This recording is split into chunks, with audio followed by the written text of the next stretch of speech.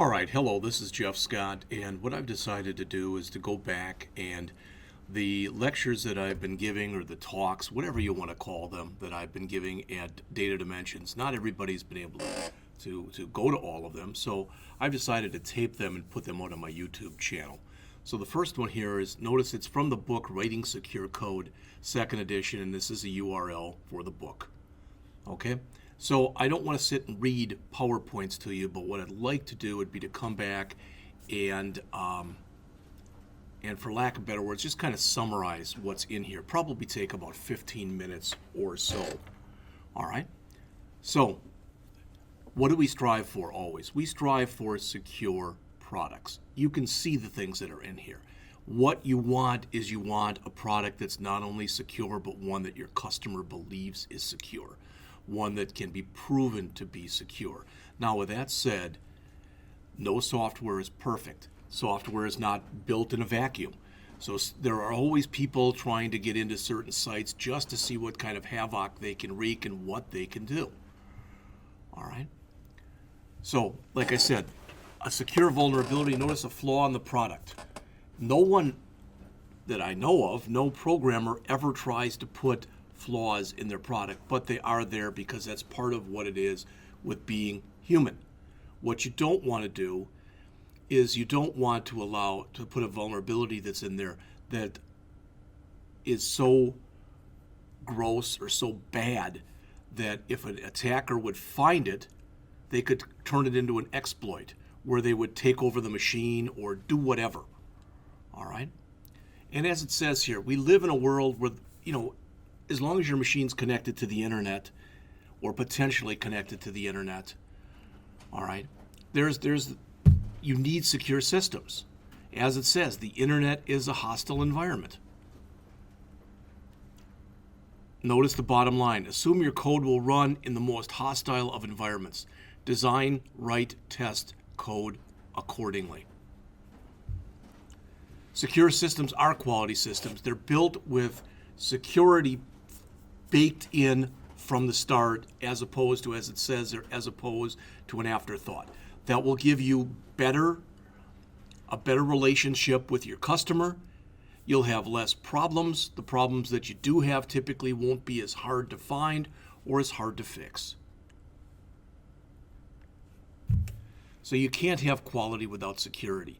And really this whole thing, you're going to see this in a later lecture, but much of this whole thing started with Bill Gates and this thing that he had that was called the Trustworthy Computing document, which was kind of an edict that came out from Gates around 13 years ago, around the year 2002, where he just said, our systems are not secure enough, our customers demand security, and we're going to provide security. All right, so again, as it says, in the end, more work for you in the long run, a bad reputation, can lead to a loss of customers, a loss of just about anything. End users expect their systems to be secure. That's security to them in many ways is almost an afterthought. So it's your job to create applications that are secure. So they don't have to fear, as it says, data loss or invasion of privacy or whatever. I already mentioned this trustworthy computing thing. Notice there are computing systems that are inherently secure, available, and reliable. All right? So this is what Gates said in his Trustworthy Computing memo. I don't have to read it to you. You want stuff to be done on time, but just because it's done on time doesn't mean that it should at all suffer from a lack of quality.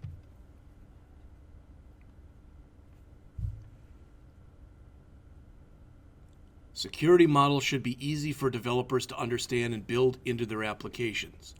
The way that Microsoft has done that is they now require their developers, in fact, most people who work at Microsoft have to go through a minimum of 25 hours of security training annually. Because the security landscape changes over time. Something that was not even thought of as being a bug today may be one tomorrow, and something that may seem to be a big bug today may almost go away tomorrow. All right, users should be in control over how their data is used. Again, hopefully that just makes sense. Now, to say that security is a top priority, usually, now again, what I'm about to say, there are exceptions, but usually that has the backing of upper level management.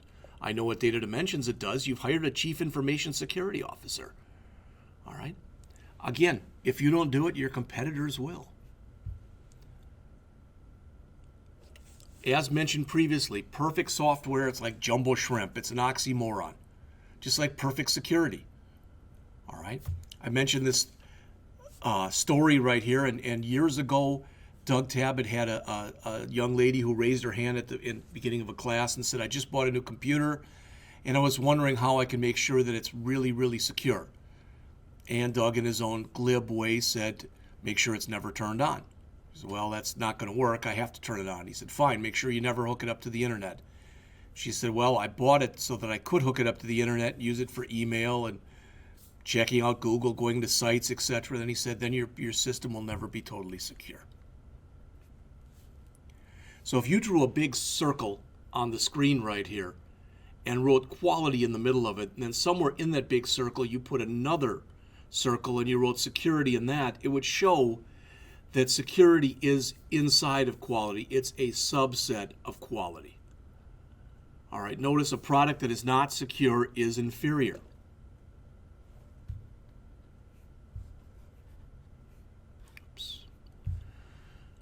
And if your product isn't secure, as mentioned here, the press loves to make headlines out of security problems. And a lot of times when the stuff they say isn't even true. All right, because a lot of times they have people writing or reporting on it that really don't know what they're talking about. But as it says, any news is good news. Especially if you have more of an online reputation, your product's reputation is everything. You know, there's the old adage, as I put here, that typically if you do a good job, for instance, if I'm teaching a class at Blackhawk and somebody thinks I did a good job, they may tell one or two other people. If they think I did a bad job, they're much more apt to tell 10 to 20 people. Now, those numbers may not exactly be correct, but the idea is correct. Several slides here on the price of security fixes. Notice these are all costs. All right? And everybody's involved. Developers, testers.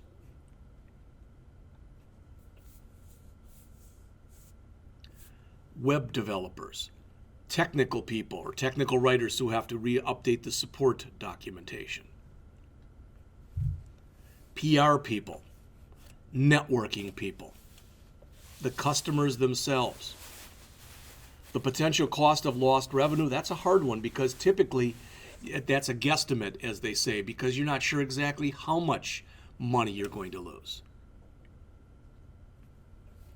The Department of Justice, the DOJ, has got an online site that has summaries of a lot of different cases with computer crime, if you're interested in that. So, why not fix potential security bugs? All right. As it says, a regression bug happens when a feature that was working fine has a change made to it. Because of that change, the feature no longer works. That's common when security bugs are fixed. So people don't often like to fix security bugs because they can lead to finding other problems.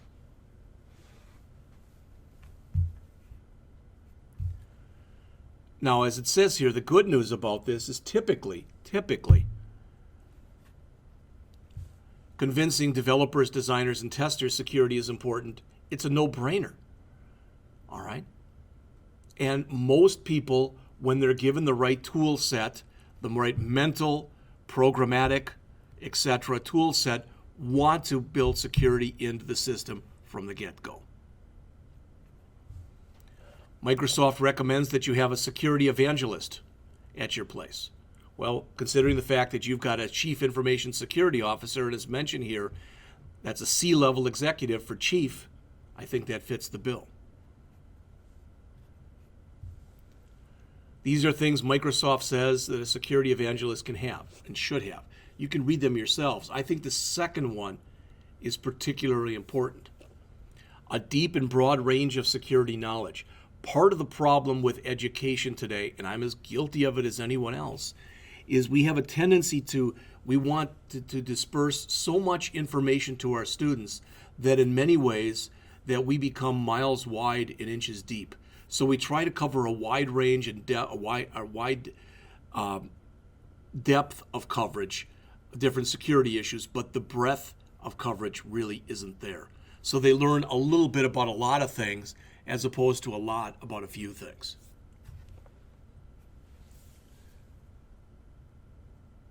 The ability to think and act like a hacker. Those are important, but you've got to put those in perspective. That a hacker can lie in waiting for days, for months, for years, until they decide that they want to release whatever it is their attack is. They don't have any rules they have to play by. They don't have any timelines that they have to stick to. So your security evangelist, everybody, how do you keep your skills up to date? The same kind of way you think you would. You go to seminars, you read papers, you go online, all right, you read books, etc.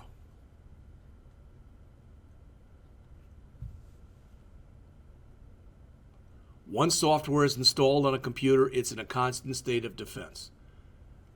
There will always be someone who wants to break into it, if for no other reason, just to see if they can. This is all stuff I mentioned before. You as a defender of the software must defend all points, all entry points. The attacker only has to choose the weakest point to exploit. We talked in class several weeks ago about a chain only being as strong as its weakest link. Well, so let's say you've got a chain and it does have a weak link in it, and you fix it. You put a new link in. All right, now what happens? Now it means that a different link in the chain becomes the weakest link. All right. So the defender needs to make sure that all entry points into the code are protected. And I see a mistake here. The defender can only defend against known attacks, but the attacker is looking for things whether they're known or unknown. They can find something that no one ever thought of before. The only way to defend against unknown attacks is to disenable features unless expressly required by the user. So in other words, it's the 80-20 rule. You leave on 20% of those features by default that 80% of your users will use. But if you've got the other 80% that only features that only 20% of users will use, you disable them by default. I don't know if disenable, I don't even know if that's a word. So I'm just going to say disable here.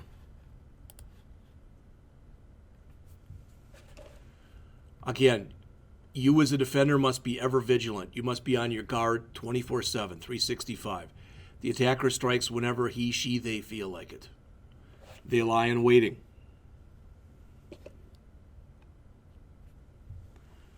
They can play dirty. They make their own rules.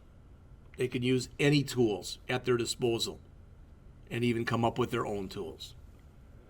So as it says, the world of a software defender is oftentimes not a pleasant one.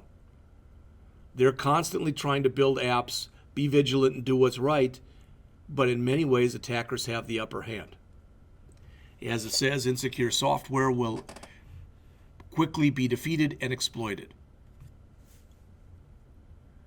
As a software developer, especially when it comes to security, you have to learn to work smarter, not harder.